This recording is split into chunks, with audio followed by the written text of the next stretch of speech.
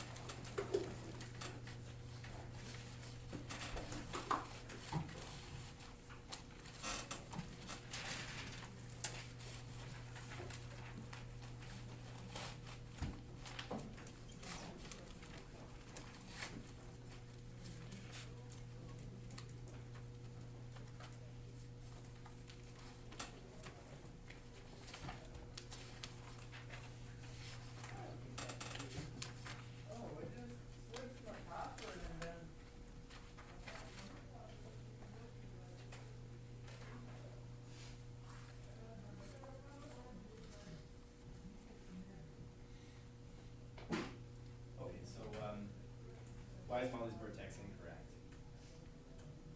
It's not negative. It's not negative? Shouldn't it be negative? Should be negative. Okay, maybe it should be negative. So let's go through, how we do this. Maybe like what this first step was. Right? So where does this come from? B over negative B over 2a. Yes. There's this nice little trick. If it's in this standard form, we're going to plug b and a into, we can call it a formula if you wanted to, negative b over 2a. Okay, so what's b? Negative 6, right? The number, the whole thing in front of x. Okay, so specifically x has the coefficient b. So negative b, right? B is negative 6, right, over 2 times a, which is negative 2. So negative 6 is 6. 2 times negative 2 is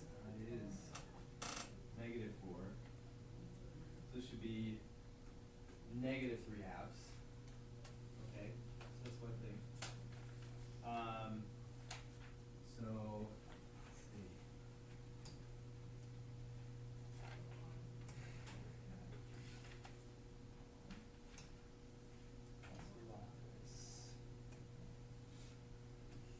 Okay, so let's say we changed that. Move this over to negative 3 halves.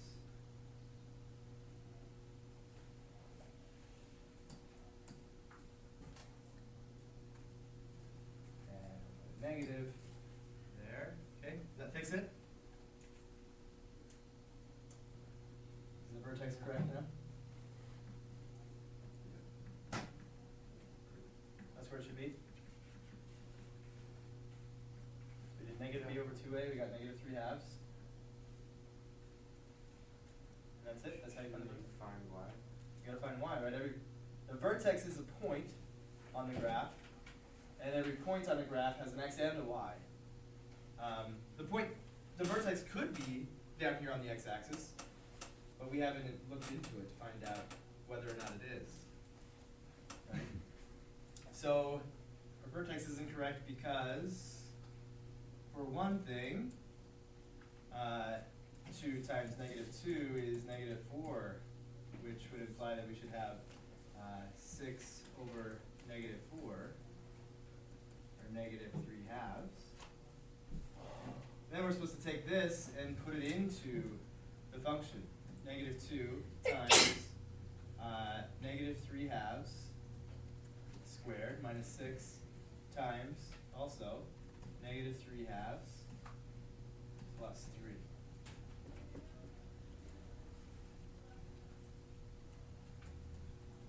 This is negative 2 times 9/4. If we multiply this by itself, 9/4. Minus, well, I guess we'll say plus, because negative times negative is positive. 6 cancels with 2, you get a 3, so plus 9. Plus 3. This cancels with that. 2, so you get negative 9/2. Plus 9, plus 3, so let's see. 14 and a half.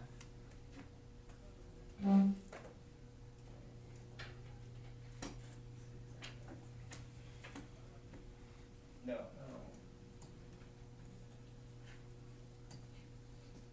There's 12 minus 9/2 is 9.5. Or not. I'm thinking of this. This is 12. Minus 9/2 is going to be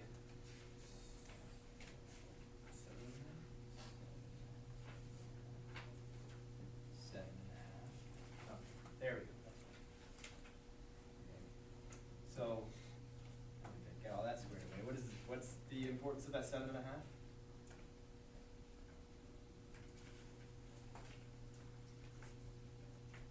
We found it. What is it? It's the y equation. It's the y part of the vertex. Right. So the vertex should be negative 3/2, comma 7.5.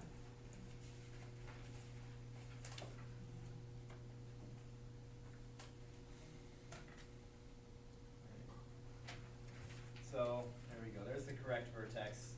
We should have had negative 4. Not only that, we should have taken the result and plugged it into the function.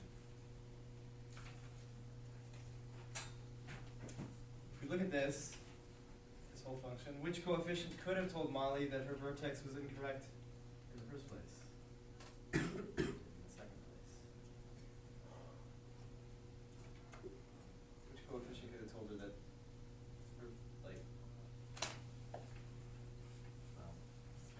parabola shouldn't look like that. Parabola shouldn't be that way. The vertex must be wrong. So which coefficient tells us something about how this vertex should look? And if it looks that way, I couldn't have that vertex. Probably a positive 3 at the end of the equation would have moved the formula over to that 3. Over to that 3? Well, that's only dependable if we're looking at vertex form, which means we have a parentheses square. But when it's out this way, that doesn't indicate that it shifts up 3. Okay. It does affect it, but it doesn't affect it as directly as that. But that's a good thought. How about this negative in front of the x squared? What does that negative tell us about the parabola? It should be flipped. There's a negative in front of your x squared, it should be flipped. So that's one thing. It should be upside down. It should be opening down. And it's clearly not. If that's the vertex that Molly found, and these are the other 2 points that Molly found, and connected them like that, that should be just some evidence, a contradiction to the way that parabola looks. So, negative 2 is saying the parabola should open down.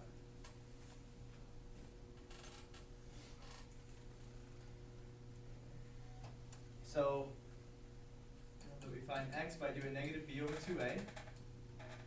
Once we have that x, what do we do with that x? Plug it back in. You gotta put it in the function so that you know what the y value is. You gotta know what the output is. So we take that, we put it into the function for x, and that gives us the vertex. And other than that, Molly did fine work. I put 0 into the function because it's an easy one to put in. She got that 0, 3 is on the parabola, which it is, even if we did the right vertex, still 0, 3 would be on the parabola because you put in 0 and you get out 3. Because these two go away, they get canceled out, and we just get 3.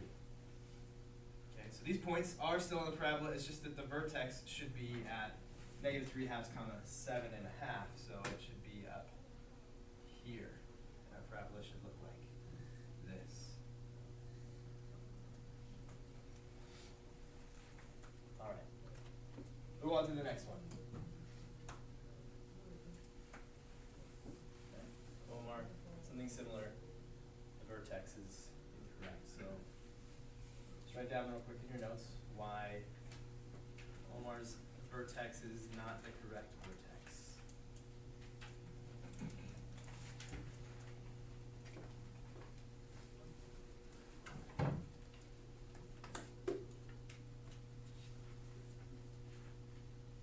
That's a good sign.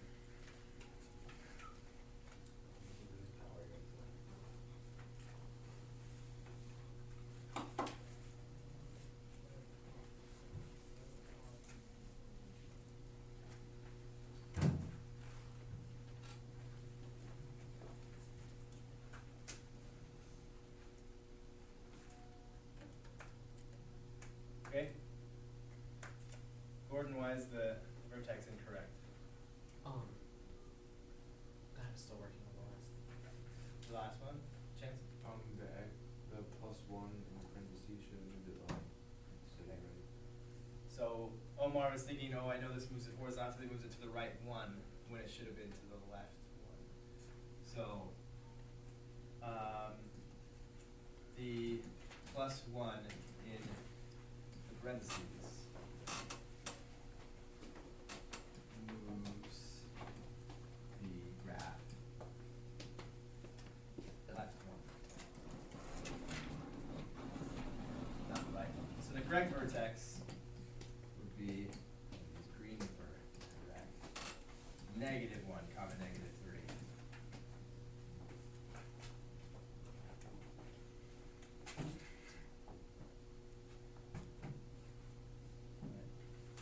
Well, that was it. Just got the vertex incorrect. Everything else was good. How did Omar find the point 0, -1?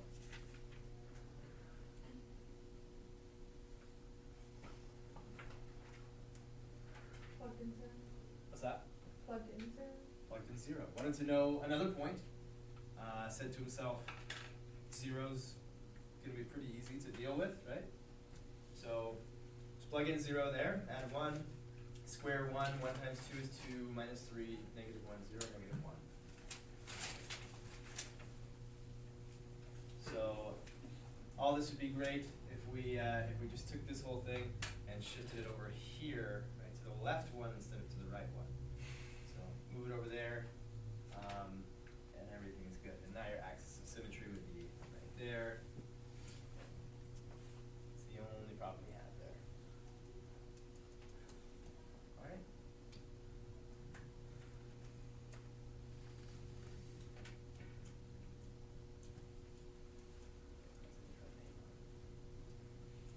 When searching the internet for different names, so Bayesian graphs this quadratic and intercept forming correctly into work.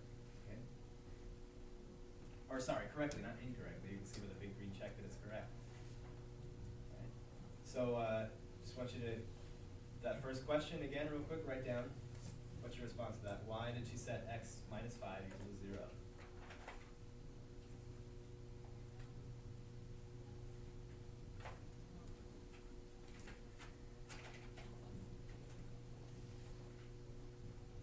Brett?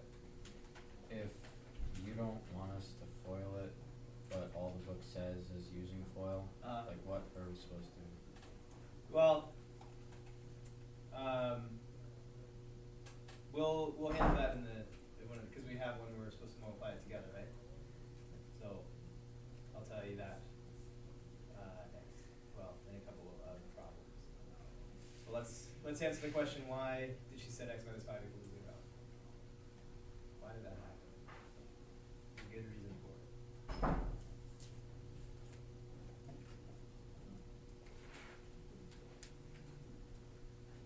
Yeah. Because it's an x coordinate and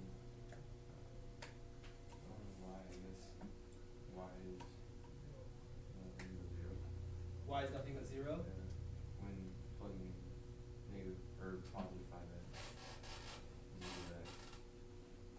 Okay, say that again when you, Because x is 5, I okay, don't really know how to explain this.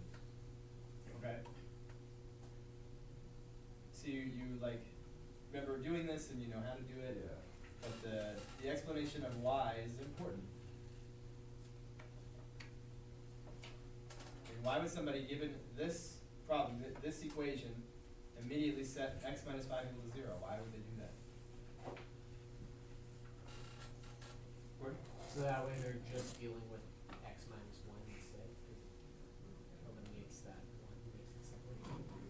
Eliminates that, which eliminates But which? it eliminates that 1 instead, it makes it like equal to 0, so she's just dealing This? with the other one. Yeah. Yeah, I think I see what you're saying. Eliminates it. I mean, we can't just eliminate things, right? Because it would make it easier. Well, yeah, but I'm saying she's just like setting it to 0, so she's dealing with the other thing and just has 0 as the, So dealing with the other thing, this thing? yeah. Okay. Why would she do that though? She isn't plugging in 0.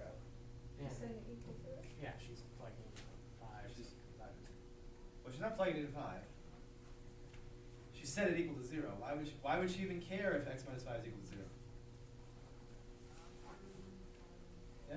Well, you can move the x over to 0 and divide So you- by -1. Move the x over here and here. You could subtract x on both sides and divide by -1. Is that what you said? Yeah. Yeah. Or I could add 5 to both sides. Either way, it turns out the same. We can solve for x. Okay. Well, so what? I mean, we found x is 5. Why is that good? Why is finding out x is 5? X could be anything. What's important about x equals 5? Yeah? It is one of the x-intercepts. How do we know that? Kind of floating around it. We don't quite set it. When the 0 is the y. Y is 0.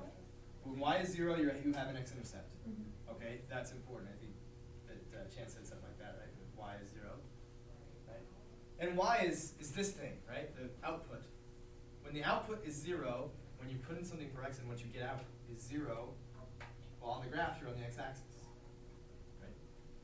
Now, we didn't do that here, right? We didn't try to find x-intercepts in this case. Why not? Why didn't we set x plus 1 equals 0 here? Why did we do it here and not in the previous problem? 5 is negative. Because what? 5 is negative. There was only one x in the other one. Only one x? Well, that's not quite it. I mean, if we set this equal to 0 and found x equals -1,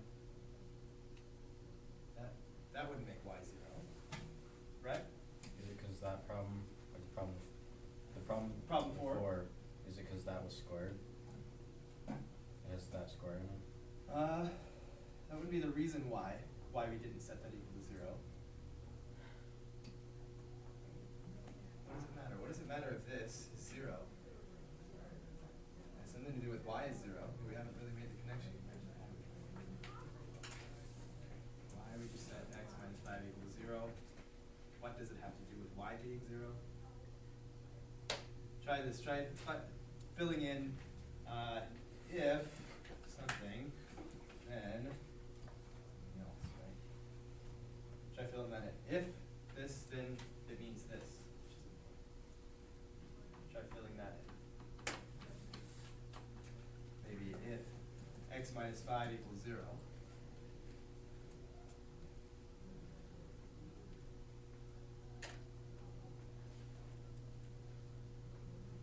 And x equals 5? True, it does. But that doesn't tell us anything about the graph, because the graph needs input. Like all of these graphs, all of them could have 5 as x, right? X can be 5 for all of them. So there's got to be some kind of an implication about the output. Right? Draw some conclusion about the output if x minus 5 is 0.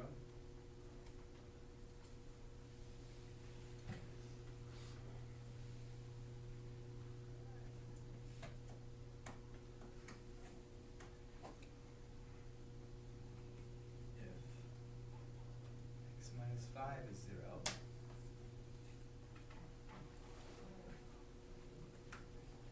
then what happens?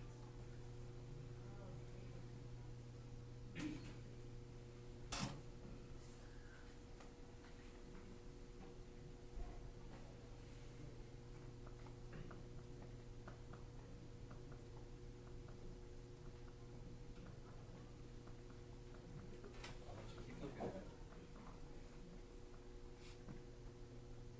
I mean, x equals 5 was a fine answer. That's true. That is truth, right? X is 5. I'm just looking for something else. What's something else that is a consequence of x minus 5 being 0?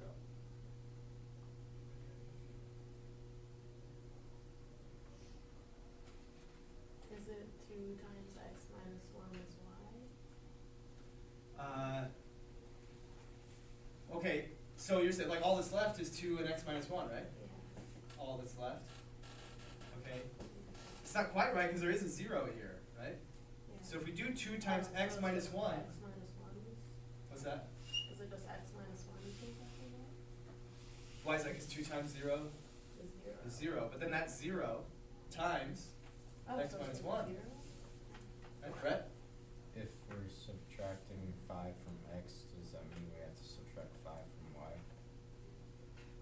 Well, we're not subtracting 5 from x. We're just taking this piece of the equation and setting it equal to 0. We're not like doing something like that. We're not doing something to both sides. We're just taking a piece of it, setting it equal to 0. If x minus 5 equals to 0, and we'll fill in the pieces here, what we just said, then 2 times 0 is 0, and then that 0 times x minus 1 is 0. Anything times 0 is 0, then y equals 0. If x minus 5 equals 0, this piece right here, if that's 0, then y is 0. Right? And plotting these functions is all about finding points on the graph. And that's a really quick one. If we get that parentheses to be equal to 0, then y will be equal to 0. So it's because it's set up this way as purely a product of numbers. This times this times this. The reason why we wouldn't set x plus 1 equal to 0, why? Why wouldn't we care that x plus 1 equals 0? Why wouldn't that help us in this problem? So that's the Minus 3 or something. Yeah, this part would be 0, right? If x plus 1 equals 0, then 2 times 0 is 0. But then we just get negative 3. It's not useless information. That is a point on the graph. But it doesn't do exactly what this does. Okay. So since it's set up as purely a product of 3 numbers or 2 numbers, but there's no addition or subtraction, it's just product. This times this times this. If we can get one of those things we're multiplying by to be 0, then we know what the answer would have to be, or the output would have to be 0. Okay? That's why. So doing that gives an x-intercept. Okay. So I'll ask a similar question, almost the exact same question. Why would you set x minus 1 equal to 0? so that y is 0. So again, y will be 0. If this is 0, then 0 times this is 0. And so 0 times 2, also 0. The answer will be 0. It's called the zero product property. If I get 0, the only way to get 0 if I'm multiplying things together is for one of those things to be 0. One of the things that multiplying by needs to be 0. Okay. So we do that because it's set up this way, as a product. This isn't just a product. If this equals 0, that doesn't tell us what the output is going to be. Okay. But if we're multiplying numbers together, we get one of those numbers that we're multiplied by to be 0, we definitely will wind up getting 0. Okay, that's why. That's why we would set each of those equal to 0 and solve for x. Gives us a couple of points. All right. So she did that. She set x minus 5 equal to 0, x minus 1 equal to 0. And doing that gave per what? What did I give her? X intercept. The x-intercepts, who said that? Yeah, good job, yeah. Gave her the x-intercepts. All right. So that's an excellent idea. It's a great way to get a couple of points really quickly. Right. So next, why did Beja put 3 into the function?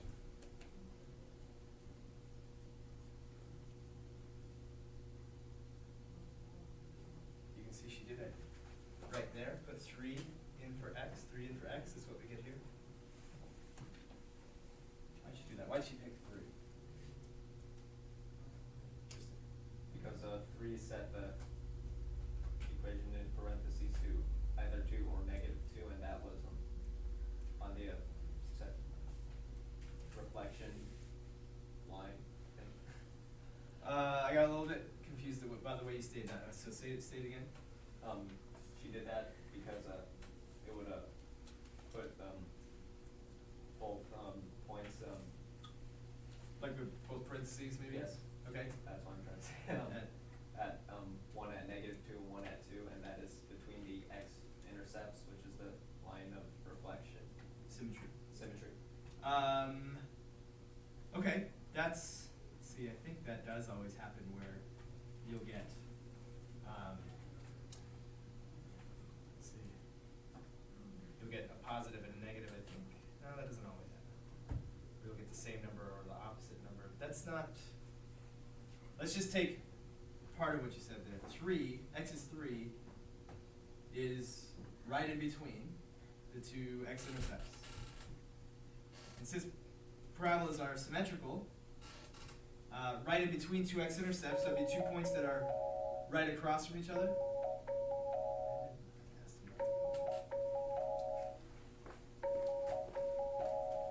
This is the second class today I've had with teacher's phone. Well, it's not my phone. That's my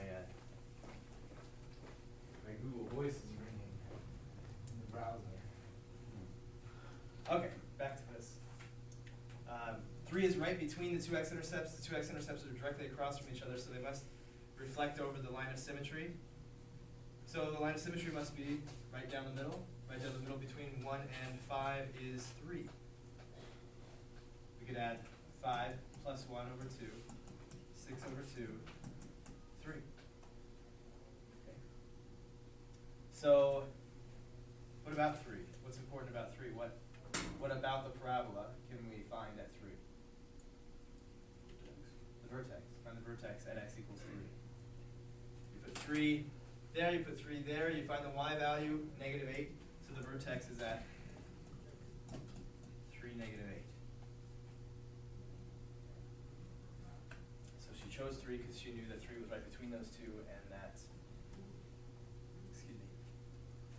and that the line of symmetry must go through there, and that the vertex must be at x equals 3.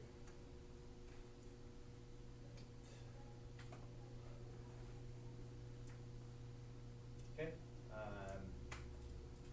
So why is the final step incorrect? Pick up a pencil or pen and write something quick, or not so quick.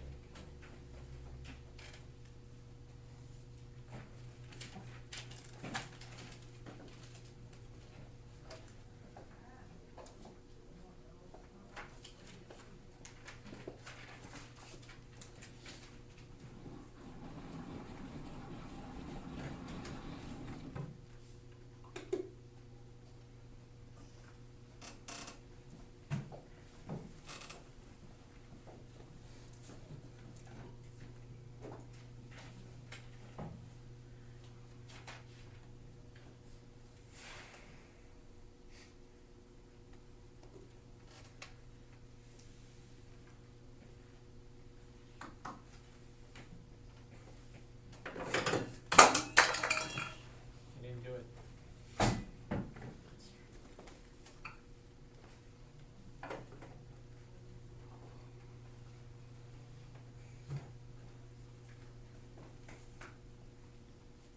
So from here to there, what did Gil do wrong? Chance? He didn't distribute throughout the whole. Gotta distribute that 4. Gotta distribute the 4 to everything. Okay. So combine like terms to get 7x, and we have a 6, but all I did was multiply 4 by x squared, kind of distribute. So didn't distribute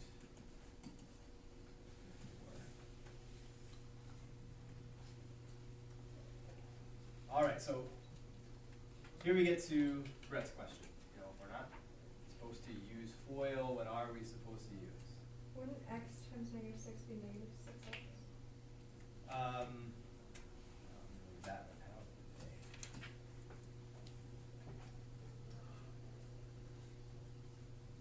Yes. Fixing that before next class. Let's see. Negative 5x.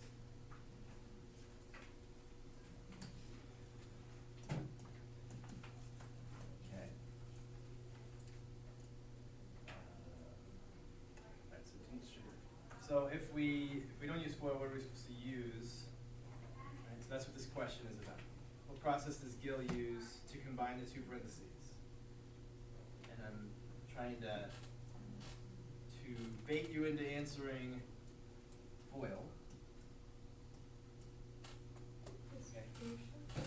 Distribution is like the real truth, okay?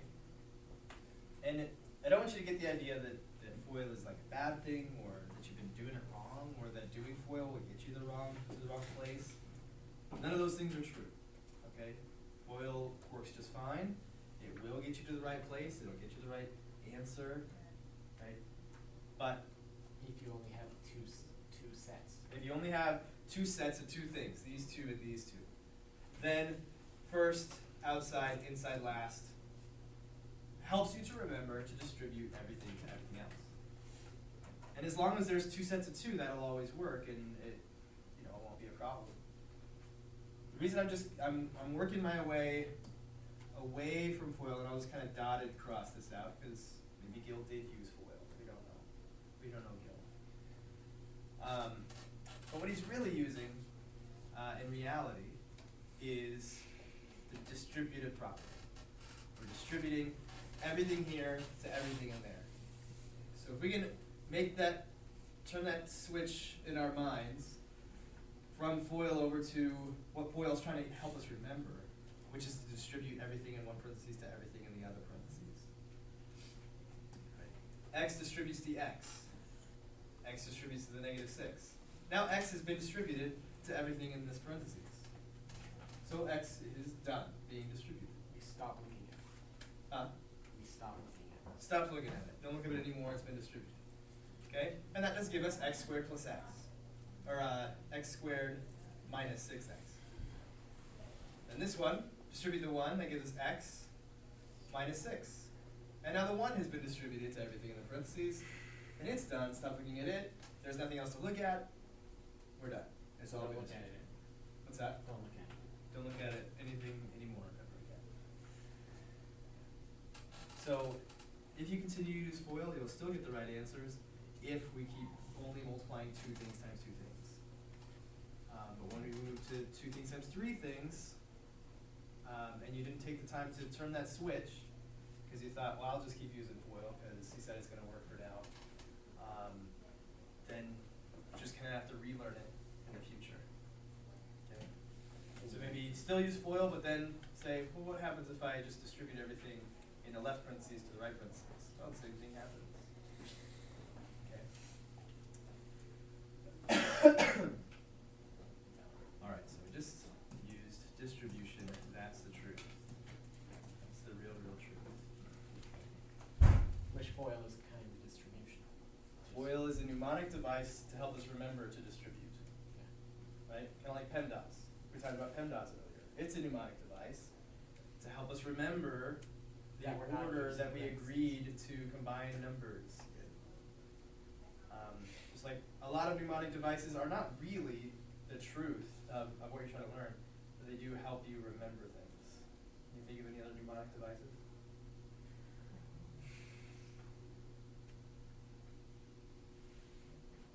Mnemonic does that have to be an acronym applying to numbers?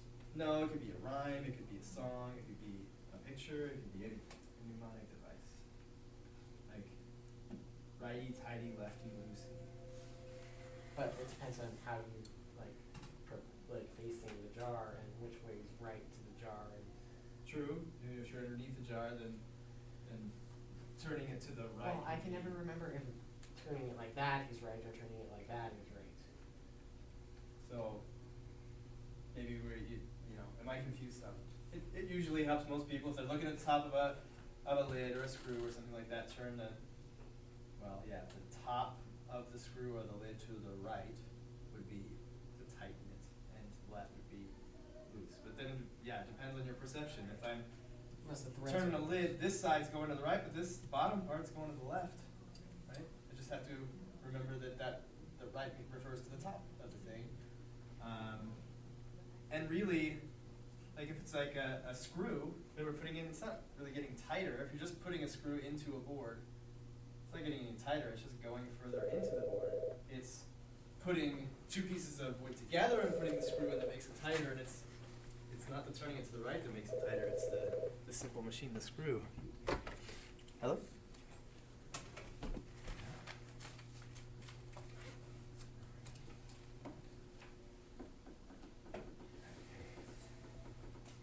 Okay. Hi.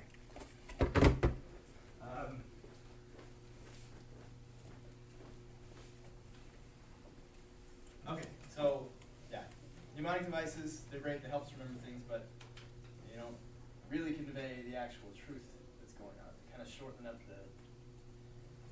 the information and simplify it, and sometimes they oversimplify it. All right. Are there any other questions from the homework? The workout, Chance?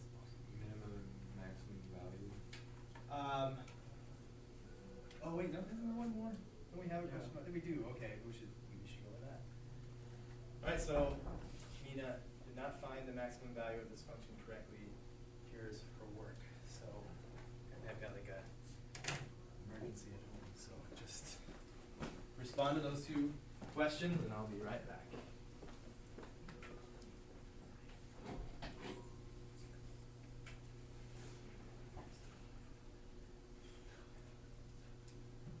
I like how half of the teachers have to take phone calls with students from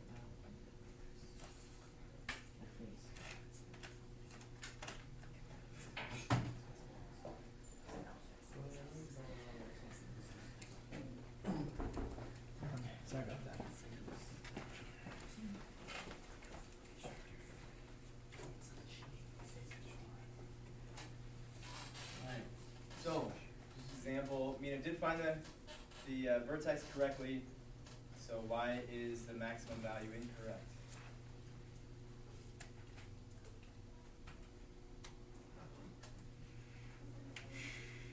What's that? Isn't the maximum 130? The maximum is 130. Okay, so what we have here is a parabola with its vertex at 25, 130. Okay, that part's correct. So here's 25 and 130 maybe is up here.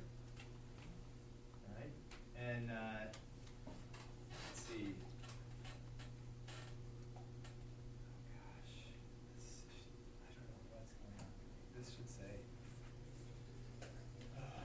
should say minimum.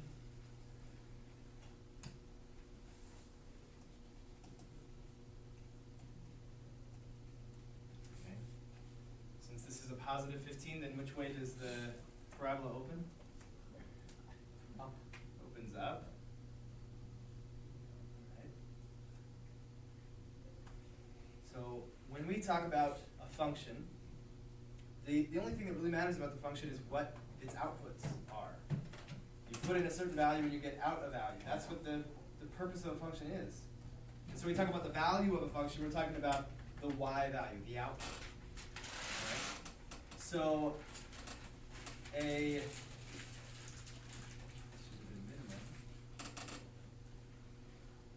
minimum value would be the minimum. What's another word for minimum? Least? The least value? Smallest value? Okay?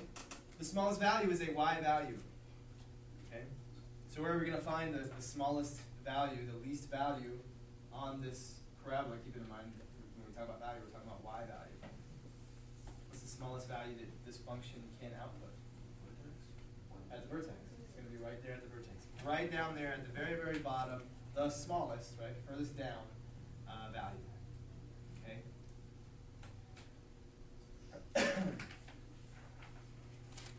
So the value of function is the output, and the output, well, the minimum output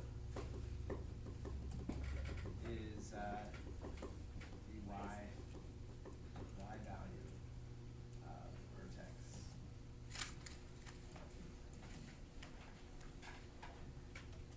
So how did we, oh, it was a minimum value instead of a maximum value. We should be able to tell whether it's going to be a minimum value or a maximum value without having to even graph it. If what's positive? The vertex. The y value of vertex. That's not going to tell us whether it's minimum or a maximum. Now this is the incorrect parabola, but if I drew a parabola like this, would it have a minimum or a maximum value? Maximum. Maximum value. So Anthony? Whether the parabola opens up or down. Yeah, whether the parabola opens up or down. If it opens up, then it must have a minimum value. If it opens down, it must go up to the very maximum and come back down. Okay? So we can see since, let's see, there is a positive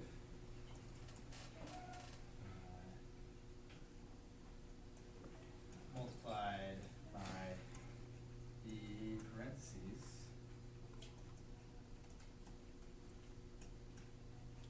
no,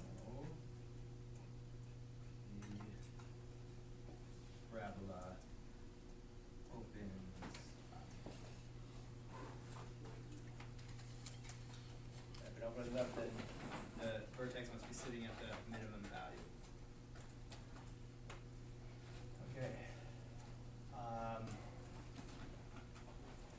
Surprised by the number of mistakes in there that I made, so I apologize for that, and the future ones should not be that bad. But given all that, if confusion persists, I wouldn't be surprised if I made some mistakes. Is there anything that you still don't fully understand, I need to go over it. Pretty good? You alright on it? Okay. Well, right now, I understand now, I didn't understand this last night. Okay, well, it's good that you've improved in your understanding. Then let's pass the homework. And move on.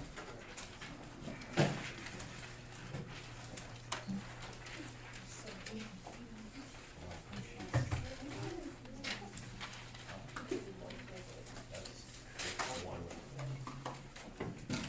Number one.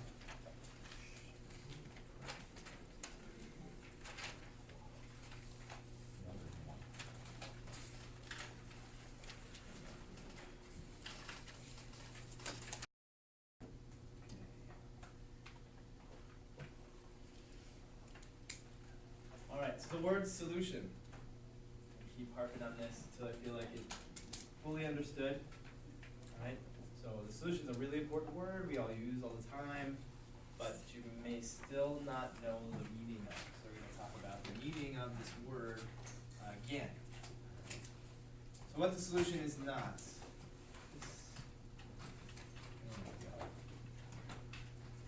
I made a little wordle about things that the solution is not.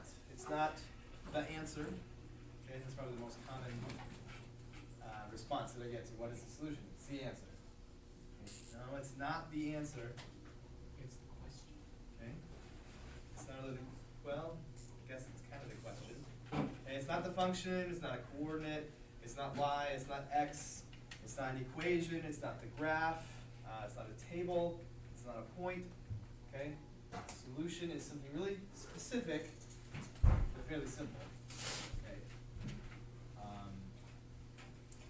So what's the,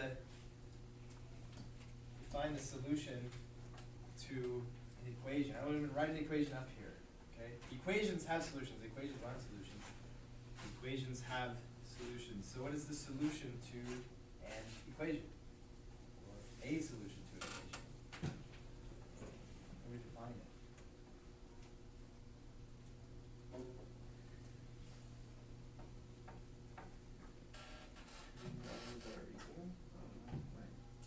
If x is equal to 3, Uh-huh. 3 is the solution to x. Or 3 is the solution to the equation because why? makes it true. Makes it true. Right? So if, for example, we got an example here. If x equals 3, then 3, the number 3 is the solution to this equation because if we put it in for x, it's true. Okay? Somebody give me another example of an equation and its solution and the reason why that's the solution? Not to be anything complicated.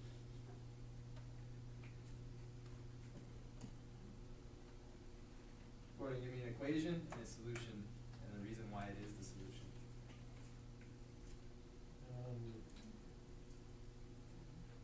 An equation? Let's start with an equation whose solution isn't too difficult to find. Y equals x. Y equals x. That is an equation. That's the equation. Okay. If you're being funny on purpose, let's not do that. You said an equation that was simple, and so I can't put the simplest So one. find the solution. I'll help you out. How about 2x equals 6? Okay. What's the solution? It's also 3x. Because 3 is the solution. Why is it the solution? When you plug it in, it makes the equation true. Isn't x equals 3 also an equation? It is an equation and it is its own solution. Right? 3 is the solution to x equals 3. That's true. It is its own equation. So every solution is also another equation. Well, No. Sure. the solution is not x equals 3. The solution is 3. Okay, the solution is the number 3. Okay? So if we were to ask, what's the solution, we wouldn't say x equals 3, we would say 3. Okay? So the solution is the number, at least in these examples, the number, or a number, if there's more than one number somehow, that when you plug it in, it makes the equation true. Okay, let's write that down. Okay. The or a solution is a number that when substituted for variable makes the equation, well, we'll say statement true. We'll deal with the equations, but we also have inequalities, right? Inequalities can be true as long as one side's bigger than the other in the way that it's supposed to be. Whatever statement's being made, as long as the statement is true when you plug in that number, then you found the solution. Okay, but now, the thing that Gordon said is where we're moving toward. Right? What about an equation like y equals x? That is an equation, and it does have solutions. What's the solution to this equation? Any number? Any number? Well, you can't just put a number in for x, right? That's not necessarily true. Put 5 in there, 5 equals y. Is that true? No. Yeah, possibly it could be, not necessarily, right? Because there's a lot of numbers other than 5, and if y is anything other than 5, then we don't have a solution. Right? So now we have two things, two numbers. In the previous example, it was just a number. Here it's got to be two numbers. Okay? So can we come up with a solution to this equation? 5 and 5 and 5, right? These two numbers. To communicate this, that this is a solution, we'll write the first number is x and the second number is y, because alphabetical order, x, y. Okay? That's why we write it like this. 5 for x and 5 for y is a solution to this equation. Okay. What's another solution to this equation? 1 and 1. You get the idea. How about y equals 3x? So give me a solution to this equation. 1 for x, 3 for y. Another one? 6. 2 for x, and 6 for y. That, again, we've stated it lots of different ways, and we're stating it again, and I'll state it over and over and over until it's just falls right out of your mouths naturally. Because the idea of a solution to an equation, if you fully get it, is one that makes, well, it's part of what makes all this stuff way more easy. Okay? So when we talk about a solution, we talk about graphs, we can talk about so many different things to really get what a solution is. So those were linear equations. Okay? Now we're going to talk about quadratic equations. What makes a quadratic equation quadratic?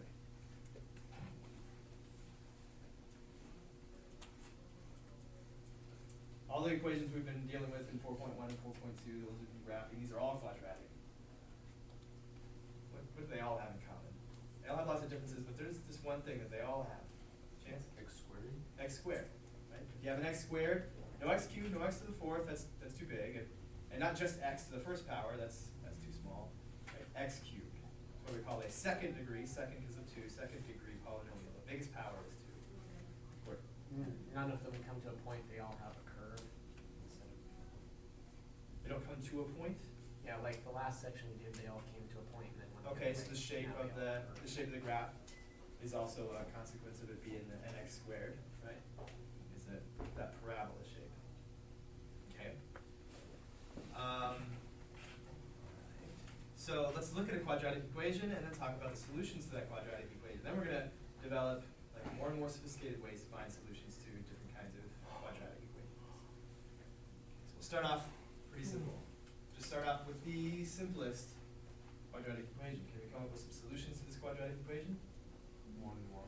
1 and 1. Put in 1 for x and for y, and you'll have a true statement. You'll have one side equals the other. Get a couple more solutions. 2 and 4. 2 for x, 4 for y makes the statement true. 3 and 9. 3 and 9. So let's do one more. Let's make an x a negative x. -1, and +1.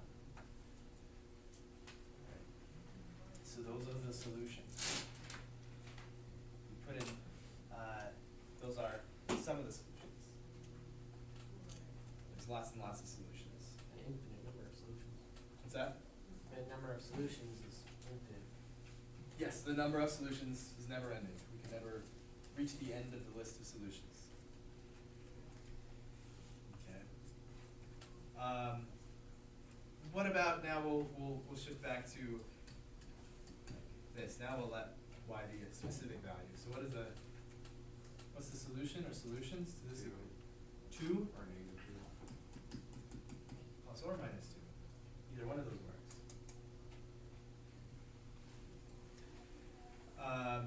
How about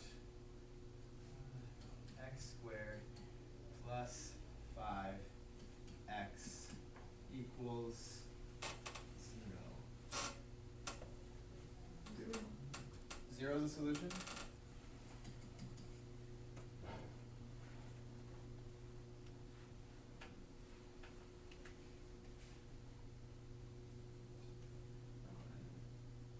That's the only one?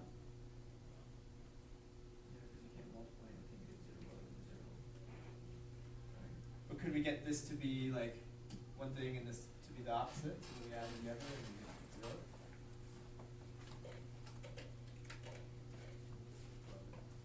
What's that? I heard 5. If we did 5, we get 25 plus 25. So those are the same. -5? What's that? -5? -5. -5 squared is 25 still, but 5 times -5 is -25. So -5. Okay.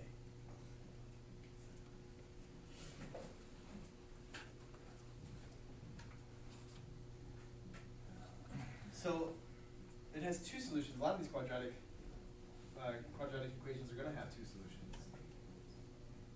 You can kind of, looking at this really simple one, you can kind of see why. Because we can get 4 by squaring 2 or by squaring -2.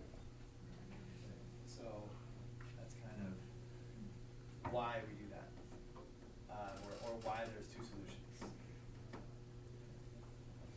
So let's take this guy, and we'll write it in a little bit of a different way to make finding those two solutions a little easier, right? A little bit of guess and check the first time around, and now it'll be more, more exact. Let's write it as x times x plus 5 equals 0. Is that the same? X times x plus, how do we know it's the same? Distributed x squared plus 5x, exactly the same thing. So what we just did was something called factoring. We factored out an x. Okay. And, well, that's all we really know about it so far. We just factored it. It's a big deal. Why would that make it easier to find those two solutions?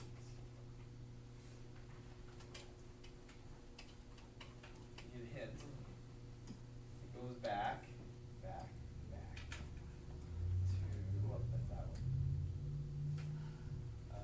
No, not that one. Maybe one more. Yeah, this one. Goes back to this one. Back to this idea. This question right here. And come back to what we're looking at currently and say, why would writing it this way make it easier to figure out what x is?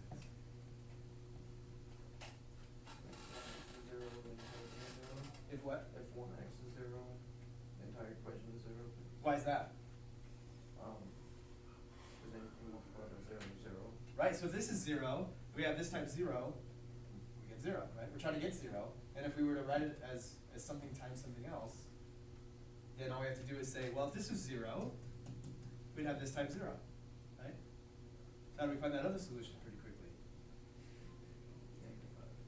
Because just make the parentheses 0. If this parentheses is 0, which would mean that x would have to be -5, well, then we'd again have 0 times, it doesn't really matter what that is, right? It'll be 0. It'll be 0 times -5, so you get 0. So the reason we want to write it as one thing times another equals 0, that's very important, right? Because if it equaled 1, this wouldn't work. And we couldn't set each parentheses equal to 0 and say, oh, I found the solution, because we want it to equal 0, not 1. What we're using here is called the zero product.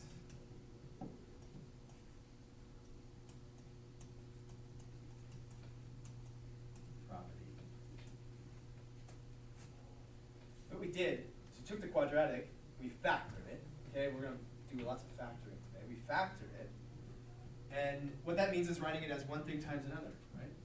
That's what factors are. 3 times 5 equals 15. We factored 15 by writing it as 3 times 5. We factored x² + 5x by writing it as x times x plus 5. We're using the zero product property, which says if something times something, a times b, like this thing times this thing, if it equals 0, will you help me finish it? If something times something equals 0, what can we say about those things? What's that? It has to be 0. Either a has to be 0, or b has to be 0. Okay. So they don't have to be 0 at the same time, right? One can be 0 while the other one's -5, and one can be 0 while the other is 12. It doesn't matter. We're multiplying them both together, though. If one's 0, the product will be 0. Black hole. What's that? It's like a black hole with sex underneath it. Yeah, 0's like that when you multiply by 0. Destroys the world. Huh? Destroys the world. The world's still at peace. It's okay. So it's this idea to get it as one thing times another equals 0. Not one thing times another plus something else, and one thing times another minus something else. Just one factor times another factor equals 0. Using the zero product property, if this times this equals 0, then we can say one of them has to be 0. Set them both equal to 0, figure out what the values are that cause them to be 0, and there we are, on our way.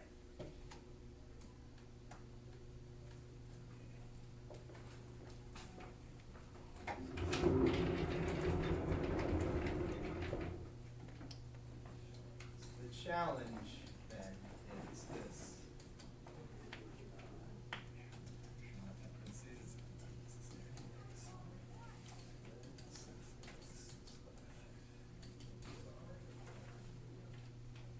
So number 3 is just the factoring part, but I'm going to remind you why we're factoring these things.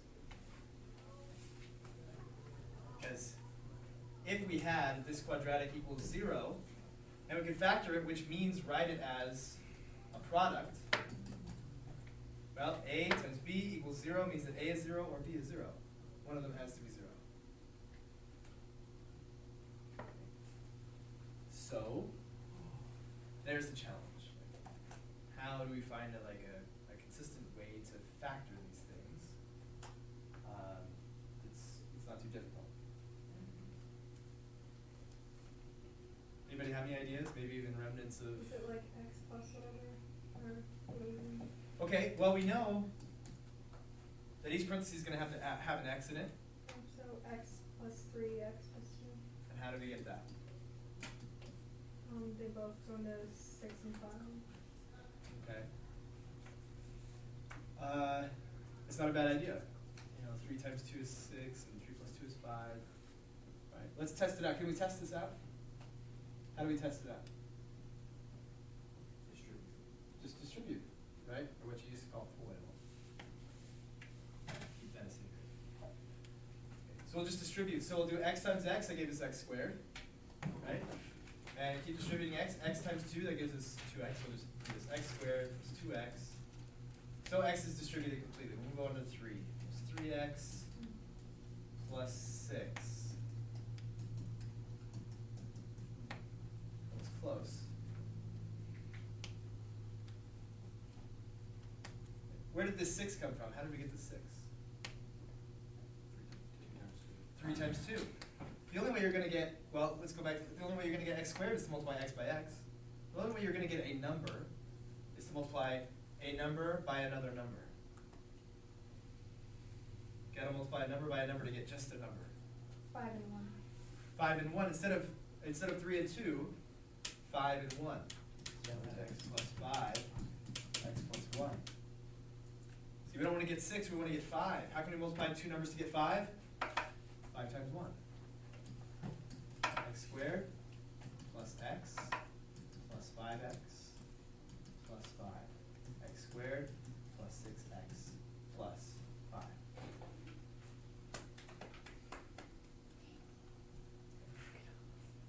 So the factor form of x squared plus 6x plus 5 is x plus 1 times x plus 5. And the reason we're learning to do this, the reason we're learning to factor these, is that if we do write this as something times something equals 0, then either that's 0 or that's 0, which makes two like really easy to solve mini equations. X plus 1 has to be equal to 0, set that equal to 0, solve for x. Set that equal to 0, solve for x. Easy as pie. The thing that's challenging though is learning to factor them. But here's something we just learned, we just realized. We're gonna have like x plus, say something, times x plus something else. Just using shapes as placeholders, just like we use x's and y's as placeholders. And we know we're gonna come out with something x squared plus bx plus c. For these first ones in this section, the x squared will always just be x squared, not 5x squared or 2x squared, just simply x squared, 1 times x squared. Okay. So something we just now realized is necessary is to make sure that these two numbers multiply together to make what? Multiply that. C. So that number you're going to get c, right? So c is, say, this times this. And B has to be x plus the triangle. X plus the triangle? Or the square plus The square plus the triangle? That's what b would have to be. Right? Because we're going to get square times x and triangle times x. And the way we get to combine like terms is just to add whatever those two numbers are. It's going to be this guy plus this guy. I figured I'd just use shapes because we got a lot of letters floating around there. You could use H and K or P and Q or let's see, what do they probably have something set up? You know, they use M and N. So B is the same as C? What's that? So B is the same as C? No, they're No. adding and multiplying. Adding, multiplying. So we can call this M, we can call this N. M plus N makes B, M times N makes C. Which isn't surprising because C is a constant. The only way to, you're going to get a constant is to multiply a constant times a constant. And that, you only get that once when you're multiplying these together, when you're distributing. Only when you distribute this constant to this constant. No other time does that happen. The only place the constant is going to come from is that number times that number. So that makes that information useful. And then the only x terms that we're going to get that's going to add together to make this x term is what we get when we multiply this by x and this by x, and we're just going to add m and n, and that'll be our x term. Okay, so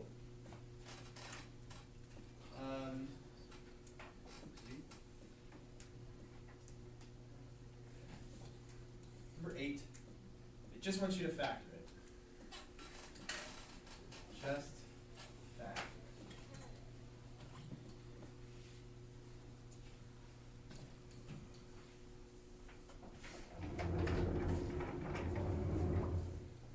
That's what I want you to do. I just want you to factor it, which is write it as this parentheses times this parentheses. When I distribute one into the other, it will produce this quadratic.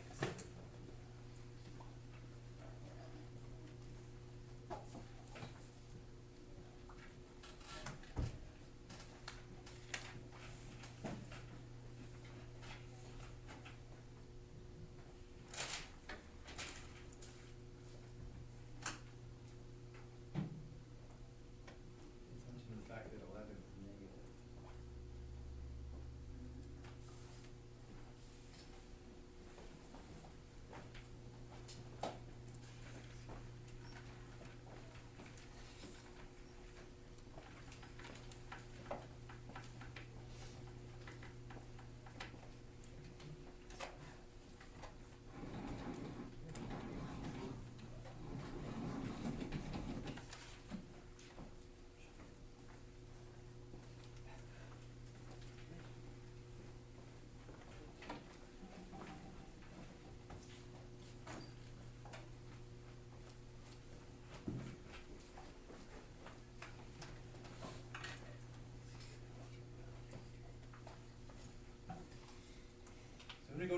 number quadratic, we know that we need to be able to multiply them together, distribute it together, and wind up with this.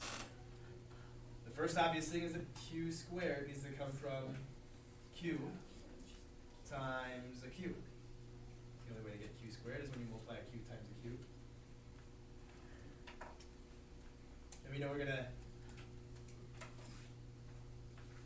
add something onto those. Would it be a negative? We can add negatives. So then we can clean it up and write it as a minus if we want to later. But it is something to keep in mind that this is negative. So what multiplies to 28? 7, 4. Okay. What else? Let's pretend we didn't use 7, 4, 2 and 14. What else? Anything else? 1 and 28. Okay. So let's just do it incorrectly first, and then we'll realize like, oh, that's how I know. That's how I would know. Let's try 2 and 14. Just plus 2, plus positive 2, plus 14. Well, I get q squared, and 2 times 14 is 28. But what about this tells me that I didn't pick the right two numbers? You get a negative 11q, right? But this gives me 14q, 14q plus 2q, 16q. That's not what I wanted at all. So that's not going to work. And that's positive. What's that? And that's positive. Oh, and it's positive. So apparently something else needs to happen. We need to wind up getting a negative, not a positive. So then, well, maybe we'll switch one of them to negative, right? And change it to minus 14.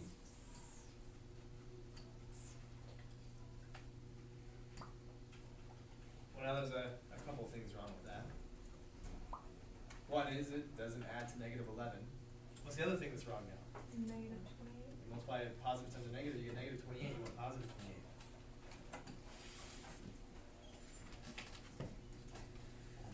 So if we want to multiply to make a positive 28 and add to make a negative, what's the only way to do that? Both negatives. Two negatives. Negative times negative would be positive. Negative plus negative, negative. All right. And by now, I'm sure we all realize it's 4 and 7. So in this section, these simple examples, we know that we're going to get a q squared or an x squared or whatever squared. That's going to come from one of these q's times another one of these q's, or x's or m's or whatever they are. And we know we're going to add some stuff on, and we know that this times this, two constants multiplied together will give us this constant. And this constant times q and this constant times q will be two like terms that when we add them together, we need to get this q term right here. Let's see a full solution for that in the end.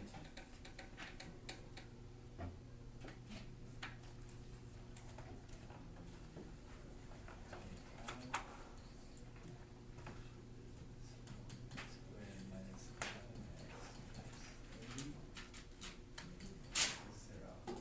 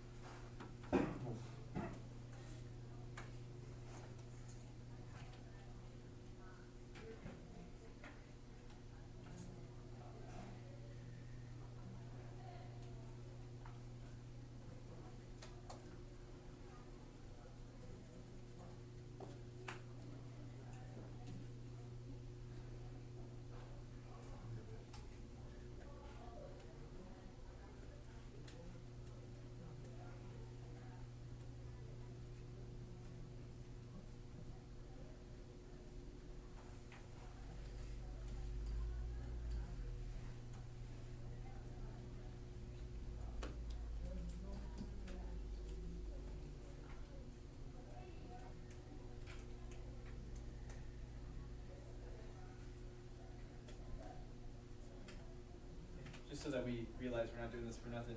Why again are we factoring these? To change them from standard form to intercept form. I guess that is what we're doing. Why are we doing it? Yeah, that's fine.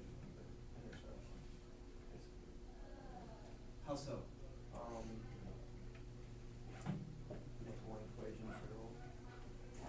Find the next value that will make one equation true, one parentheses. One parentheses 0? Yeah.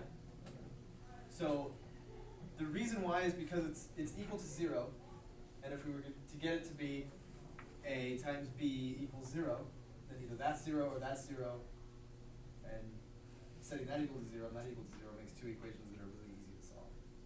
Yeah. By having standard form, it's easier to find the vertex, and if we can convert it to intercept form, then it's easy to find the two intercepts, so we can easily graph it. Okay, yeah, there definitely has its applications to graphing. We can, negative b over 2a, that gives us is going to help us find the x part of the vertex, and we can find the full vertex by plugging that in. And then we can find intercepts this way, and then we'd have enough points to plot. So, yeah. So, we know that x times x will produce the x squared, and we know that these two constants, whatever they are, when we multiply them together, they should make what? Negative 1. Or wait, you said add or? What do we multiply? Okay. Multiply them together, we should get 30, right? So we got 10 and 3, you got 6 and 5. Let's see. 3 and 10, 3 and 10, 10 and 3, 6 and 5, 30 and 1, 2 and 15, there's the other one. But they have Okay. to add up 2. But we also know something else. Like even more than it has to add to negative 11, it needs to add to a negative and multiply to a positive. So they both have to be subtracted. Gotta be both subtraction, both negatives. The only way to multiply to make positive is positive times positive or negative times negative. And we want to wind up with a negative, so that must be both negative. You can't do positive without a negative. Okay? So x minus, let's think about, the only one that works is 6 and 5.